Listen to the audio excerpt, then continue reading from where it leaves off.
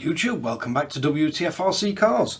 So we have the ST8, we have the FS R4P, tiny little antennaless ANT protocol receiver in the Tamiya Frog.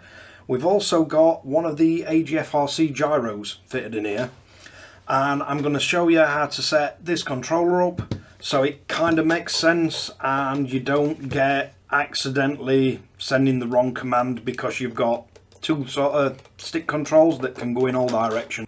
So I'm going to set this up. We're going to have throttle on our right stick, and then if we press left and right by accident it won't do anything, so won't make any difference to you. We're going to have steering on his left stick, and again if you accidentally input up and down won't make any difference to you at all. So you're going to be able to drive the RC really easy. I'm going to set the gyro control to this dial. So 12 o'clock straight up will be no gyro, and then you can dial in left or right up to 100%. Don't matter which way around you turn it, basically. That's what it'll do.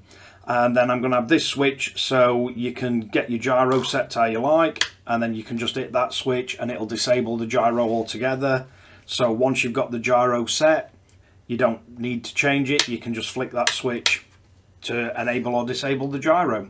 R4P receiver is one that goes into auto bind, works with G7P too, and it's a one-way receiver.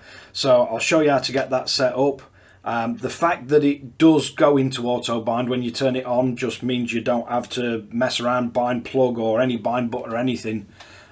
So if you were to swap between two different types of controller, you've only got to go to your model memory, you've got all your settings for your endpoints and everything, set it to bind, plug it in, and it'll just bind up to whichever controller's turned on at the time. Makes it nice and easy.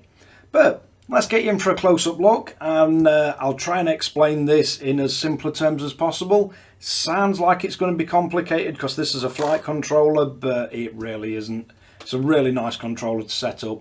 So let's get you in for a close-up and see how successful we are with setting this up. So it's going to be a bit of a weird angle, but I'm trying to get the RC in and the transmitter so you can see what we're doing. So first thing we're going to want to do is go into his model select. You're going to have to select a new model. So we'll set up his name for it. So I'm just using it on channel 1 or model 1. So like on the G7P, first thing you have to do is delete it. But this jog wheel does make it nice and easy.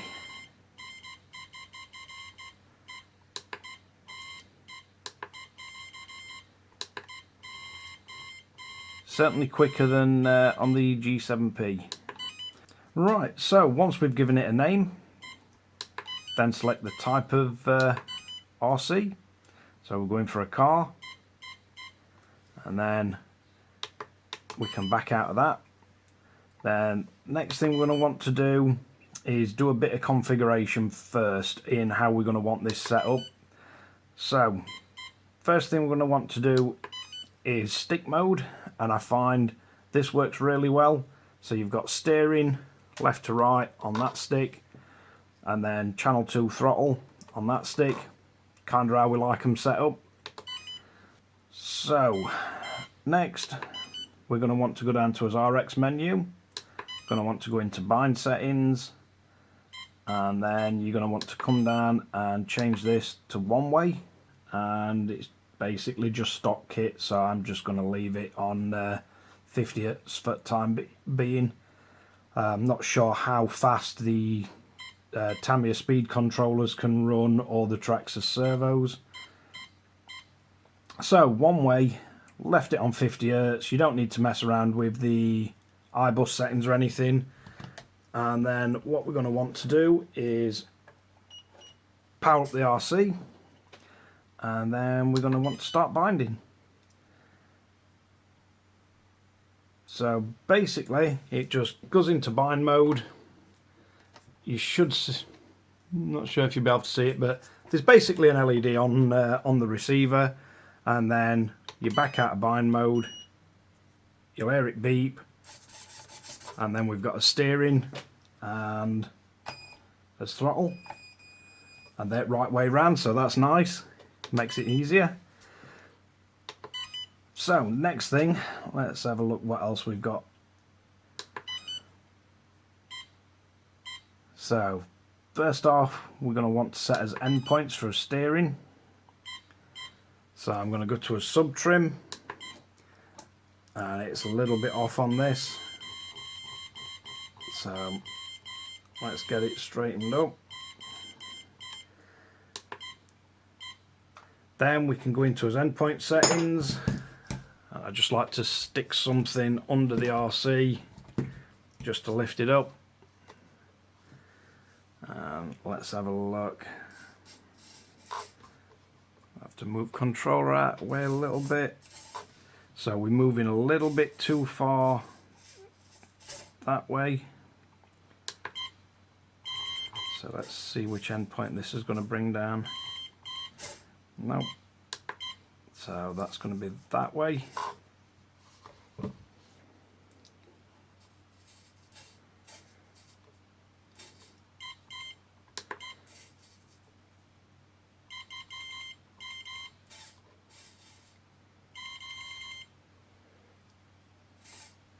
And with Tamiya Frog, I like to set it up so it don't quite hit the ends.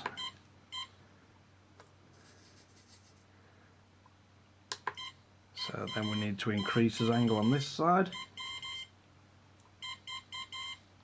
I basically just go till it's not trying to pull it into that screw.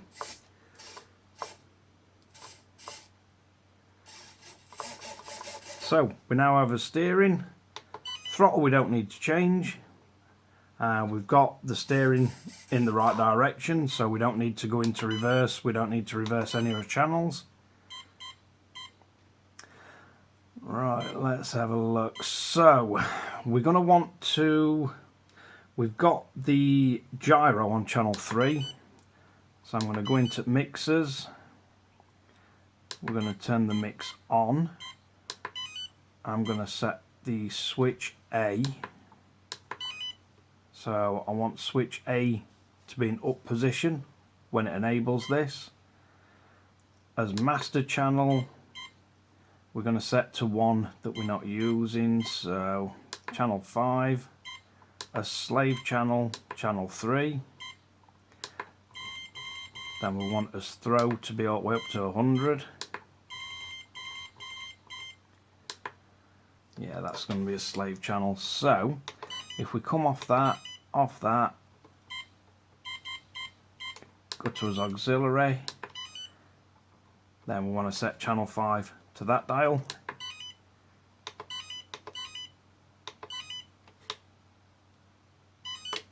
So let's have a look what we've got happening. You can see channel 5 turns it up and down. That switch disables the mix. So basically if we do that, you can now see gyro acting as it should, and as we turn it down it gets less and less. But you can have your gyro on, flick that, and then nothing. So we have full steering. We have, see if I can get it in shot, full throttle and reverse, and fully controllable gyro. Now the only issue I've found with this setup is that will also control the gyro. So you're just going to have to be careful or mindful that when you're doing that, it's going to move the gyro. I haven't found any way of disabling these. And also if you disable channel 3 in the menu, then you wouldn't be able to use channel 3 to control your gyro. So that's the only sticking point I've found so far. There's no way to tell the stick not to control anything, but you can turn your gyro on and off from that one. And if you're using a receiver like the one that came with it that's got more than 4 channels, you could plug your gyro into channel 5 and it wouldn't be an issue where the stick were. And we can disable the gyro so it can't kick in at all. But there is there is quite a good bit of resistance on these. So quite a nice controller as an alternative if you don't like using the wheel controllers. But let's wrap this one up. So there you have it. We've got throttle forward and reverse, we've got steering, and we've got a gyro that we can turn on and off, and all set up on the ST8. The auto bind does make it really easy to set these things up, and if you wanted to swap it back to the G7P, you can literally go into your memory, click bind, power up the vehicle, and then it'll bind to your G7P, and you can just flick between the two controllers, which I have been asked if there's easy ways to do that, and this auto bind feature on the other receivers for the G7P and the ST8, it does make it really easy to just switch between them. Once you've got your model memory set up, as long as you bind it back to that model memory, all your endpoint settings, your settings for your gyro, everything is saved, and it literally takes seconds to bind it, and it's just on the power up process. So yeah, nice. I like the way that Flysky's done that. But hopefully you find this interesting, entertaining, or at least useful in the slightest. And thanks for listening to my incessant ramblings. But thanks again for watching Wtf Rc Cars. Don't forget to like and subscribe, hit the notification bell, share to friends and family, or anybody else that you want to bore stiff listening to me ramble on.